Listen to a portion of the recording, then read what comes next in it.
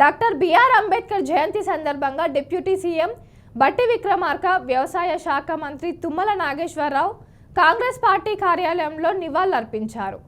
భారతదేశానికి అద్భుతమైన రాజ్యాంగం నిర్మించిన వ్యక్తి డాక్టర్ అంబేద్కర్. దేశంలో మహిళలను పురుషులతో సమానమైన హక్కులను కల్పించిన వ్యక్తి అని, కులమత భేదాలతో సంబంధం లేకుండా అందరికీ ఓటు హక్కును కల్పించాలని గుర్తు చేశారు.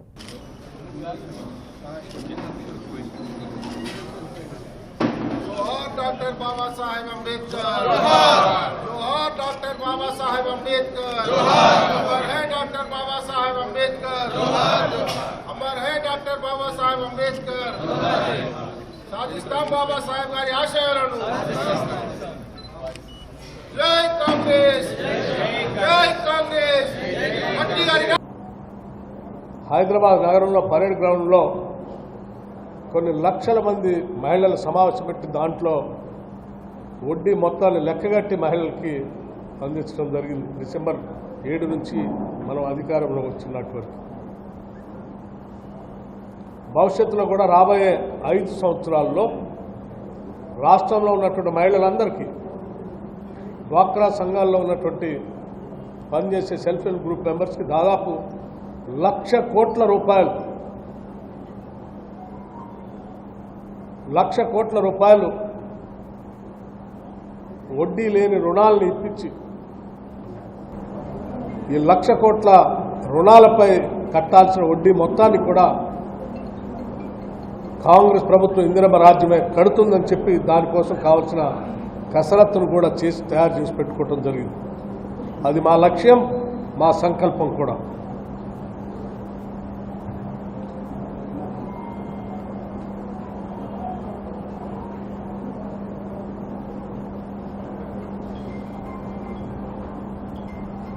అలాగే ఇల్లు లేని పేదవాళ్ళందరికీ డబల్ బెడ్రూమ్ ఇల్లు ఇవ్వటానికి, ఇందిరమ్మ ఇల్లు ఇవ్వటానికి కావలసిన నిధులను కూడా సమీకరించుకోవడం జరిగింది.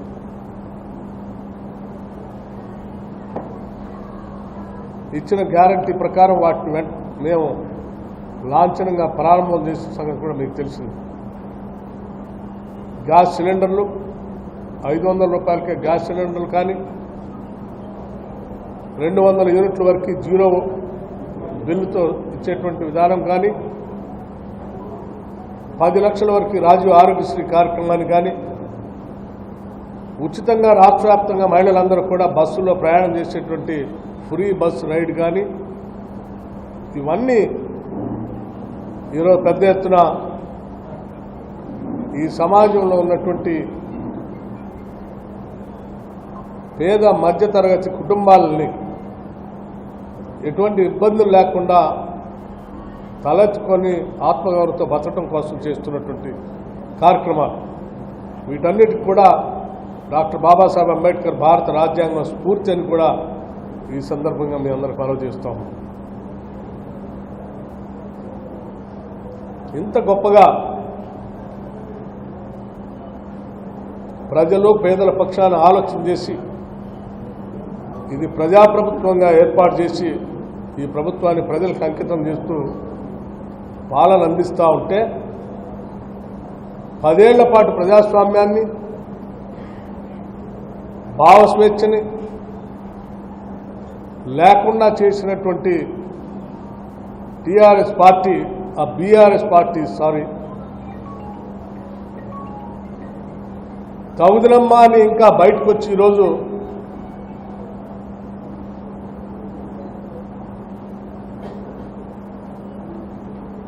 ప్రగల్భాలు పలుకుతూ ఉన్నారు.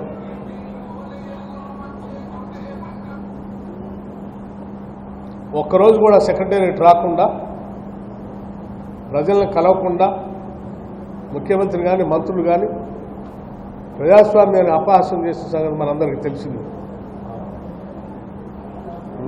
విద్యుత్ వ్యవస్థని అల్లకల్లోలం చేసిన సంగతి కూడా మనందరికీ తెలుసు. ఆర్థిక వ్యవస్థని చిన్నాభిన్నం చేసిన సంగతి కూడా తెలిసిందే. ధనిక రాష్ట్రంగా ఉన్న తెలంగాణ రాష్ట్రాన్ని దాదాపు 7 లక్షల కోట్ల రూపాయల అప్పుల పాలు చేసింది కూడా మీ పుణ్యమే.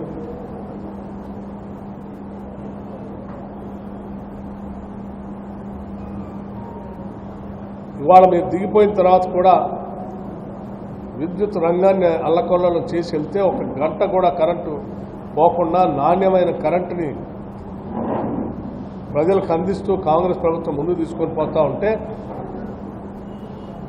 ఇంకా అక్కడక్కడ కరెంటు ఇవ్వలేకపోతున్నారు, సన్నాసులు వెదవులు దద్దములు అని మాట్లాడుతూ ఉన్నాడు.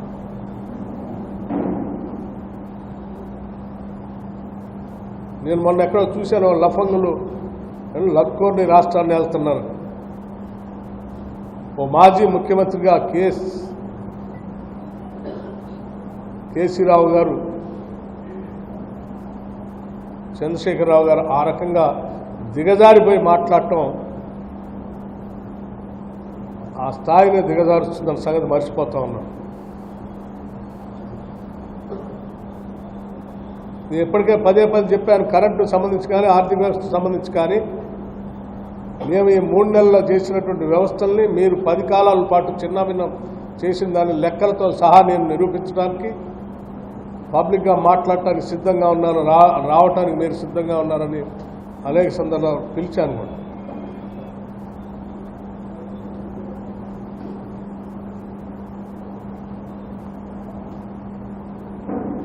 ఈనాడు మీరు వేసినటువంటి భారం, అటు కాళేశ్వరం కానీ నీటిపారుదల ప్రాజెక్టులు తీసుకొచ్చి ప్రజలకు నీళ్లు ఇవ్వాల్సినటువంటి ఆ ప్రాజెక్టు పైన లక్షల కోట్ల పైబడి రుణాలు తీసుకొచ్చి అప్పుల పాలు చేసి అది దేనికి పనికి రాకుండా చేసి రాబోయే రోజుల్లో అదొక పెద్ద భారంగా మార్చినటువంటి మీరు 1 ఎకరానికి నీళ్లు అయిపోయినా సంవత్సరానికి 10,000 కోట్లు కరెంటు బిల్లులు కట్టాల్సిన దుస్థితి తీసుకొచ్చారు. లిఫ్ట్ ఇరిగేషన్ ద్వారా కాళేశ్వరం లిఫ్ట్ ఇరిగేషన్ ప్రాజెక్టు.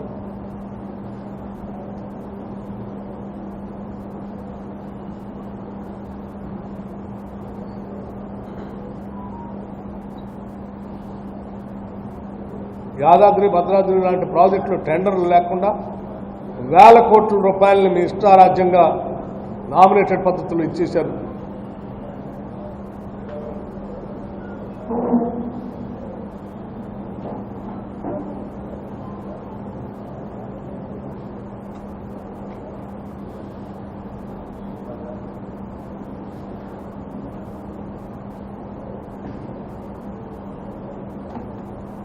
మేము ఎప్పటికి కూడా స్పష్టంగా తెలంగాణ రాష్ట్ర ప్రజానికానికి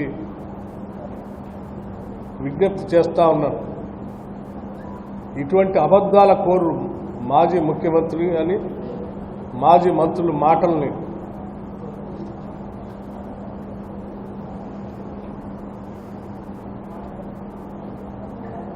లెక్కలతో సహా ప్రశ్నించవలసిందిగా విజ్ఞప్తి చేస్తూ ఉన్నాం.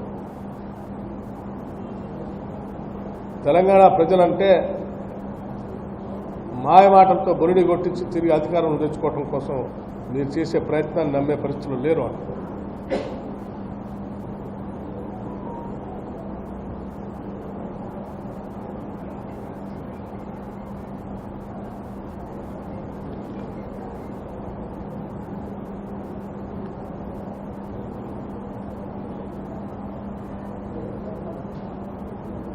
యాదాద్రి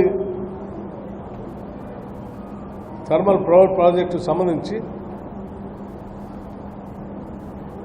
మీ అనాలోచితమైనటువంటి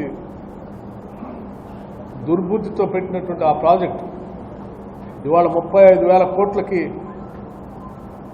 పెరిగి రాబోయే 30 సంవత్సరాల్లో కూడా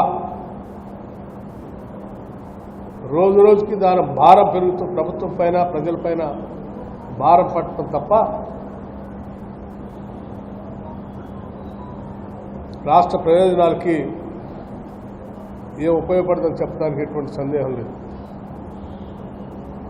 మీరు భద్రాద్రి థర్మల్ పవర్ ప్రాజెక్టుకి సంబంధించి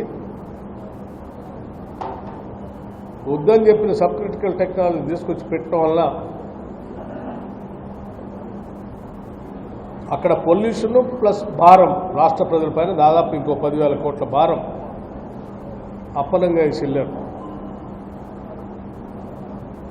ప్రతి సంవత్సరం రా మెటీరియల్ కాస్ట్ విపరీతంగా పెరిగేటట్టు చేశారు. దాదాపు 350 కిలోమీటర్ల పైబడి యాదాద్రి పవర్ ప్రాజెక్టుకి 350 కిలోమీటర్ల పైబడి బొగ్గు రవాణా ట్రాన్స్పోర్టేషన్ చేయాల్సిన దుస్థితి ఈరోజు ఉంది. ఎవరైనా బొగ్గు ఎక్కడ దొరుకుతుందో, ఎక్కడ మైన్ చేస్తున్నారో దాని దరిదాపుల్లో పవర్ ప్రాజెక్టు పెట్టుకుంటారు రవాణా ఖర్చులు తగ్గించుకోవటం కోసం. కేవలం దాని ఖర్చు పెంచి దాంట్లో ఉంచి అవినీతిపరమైన దర్శన ప్రజాస్వామ్య స్ఫూర్తితో ఉండేటట్టుగా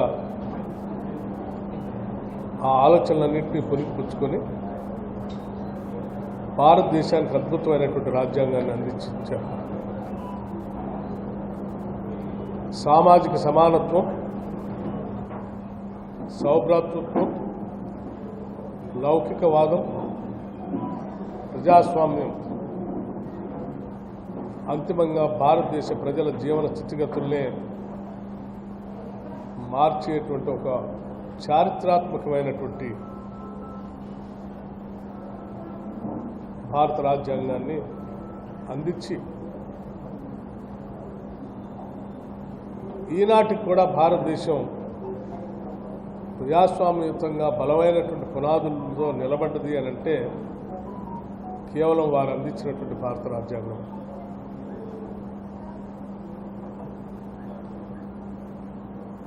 అనేక దశాబ్దాలుగా, ఫర్ దట్ మ్యాటర్ ఈవెన్ శతాబ్దాలుగా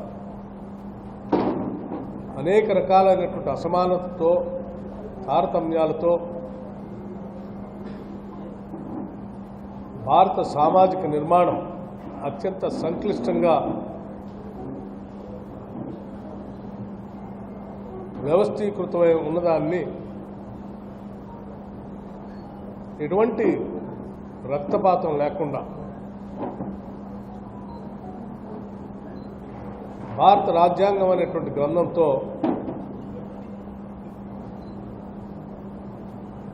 అనేక మార్పులకి నాంది పలికినటువంటి విషయం కూడా మనందరికీ తెలిసింది. ఈనాడు భారతదేశంలో మహిళకి సమానమైనటువంటి హక్కులు కానీ, లేకపోతే మెటర్నిటీ లీవ్ లాంటివి కానీ, ఆస్తిలో హక్కులు కానీ, సమానత్వాన్ని కానీ తరతరాలుగా లేనటువంటి భారతీయ మహిళకి భారత రాజ్యాంగంలో పొందుపరిచి పురుషుడితో సమానంగా భారతీయ మహిళలకి ఔన్నత్యాన్ని నిలబెట్టినటువంటి గొప్ప తాత్వికవేత్త డాక్టర్ బాబాసాహెబ్ అంబేద్కర్.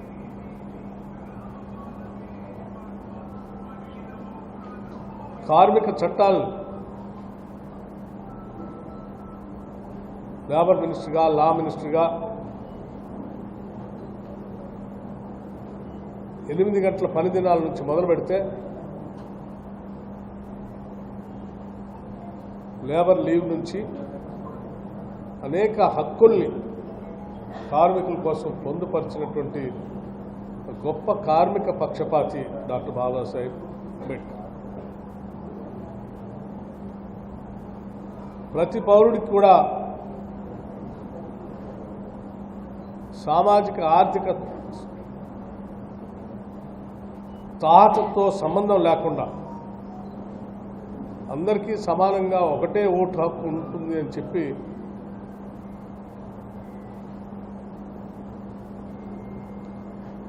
ఆ ఓటు హక్కు ద్వారా తనకు కావలసిన ప్రభుత్వాన్ని ఎన్నుకోవటం కోసం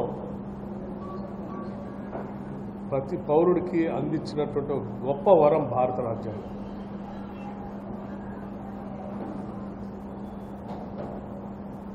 ఇన్ని రకాలైనటువంటి మార్పులతో, చేర్పులతో, ఒక విప్లవాత్మకమైనటువంటి ఆలోచనలతో భారత రాజ్యాంగాన్ని దేశానికి అందించి ఈనాడు భారతదేశం ప్రపంచవ్యాప్తంగా నిలదొక్కుకోవటానికి అతిపెద్ద ప్రజాస్వామ్య దేశంగా నిలబెట్టడానికి కూడా డాక్టర్ బాబాసాహెబ్ అంబేద్కర్ గారి కారణం అని చెప్పడానికి ఎటువంటి సందేహం కానీ ఆలోచన కానీ లేదు. ఆ మహానుభావుడు స్ఫూర్తితో అఖిల భారత కాంగ్రెస్ కమిటీ ఈ దేశానికి స్వాతంత్రం వచ్చిన దగ్గర నుంచి ఈనాటి వరకు కూడా తూచా తప్పకుండా భారత రాజ్యాంగాన్ని అమలు చేస్తూ ఘనమైన నివాళులు అర్పిస్తూ వస్తూ ఉన్నాం.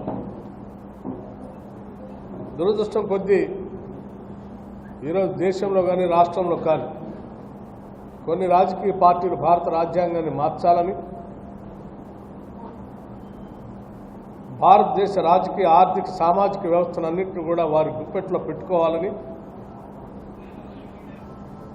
కుట్రపూరితంగా చేస్తున్నటువంటి కుయుక్తులకి వ్యతిరేకంగా ఈరోజు భారత ప్రజాస్వామ్యవాదులంతా రాజ్యాంగాన్ని కావాలని కోరుకునేటువంటి వాళ్ళంతా కూడా ఏకం కావాల్సినటువంటి అవసరం ఉందని కూడా ఈ సందర్భంగా చెప్తా ఉన్నాం. భారత రాజ్యాంగ పరిరక్షణే ఈ దేశ ప్రజాస్వామ్య పరిరక్షణగా కూడా భావించాల్సి ఉంటుంది. భారత రాజ్యాంగాన్ని మార్చడం అంటే ఈ దేశ ప్రజాస్వామ్యాన్ని కూల్చడంగానే చూడాలి. ప్రజాస్వామ్యం అనేది కూలిపోతే సామాన్యుడికి ఈ దేశంలో అడిగే హక్కు కానీ, స్వాతంత్రం కానీ, వాక్ స్వాతంత్రం కానీ, భావస్వేచ్ఛ కానీ, ఓటు హక్కు స్వేచ్ఛ కానీ కోల్పోయేటువంటి ప్రమాదం పొంచి ఉన్నది. ఈ ప్రమాదాన్ని పసిగట్టి ముందుగానే అఖిల భారత కాంగ్రెస్ కమిటీ పెద్దలు మల్లికార్జున ఖర్గే గారి దగ్గర నుంచి మొదలు పెడితే మన ప్రీతమ నాయకుడు రాహుల్ గాంధీ గారి వరకు కూడా ప్రతి సందర్భంలో ఈ దేశంలో భారత రాజ్యాంగాన్ని కాపాడుకోవటం కాంగ్రెస్ పార్టీ యొక్క ప్రధాన బాధ్యతగా భావిస్తూ పిలిపిస్తున్న సంగతి కూడా మనందరికీ తెలిసింది.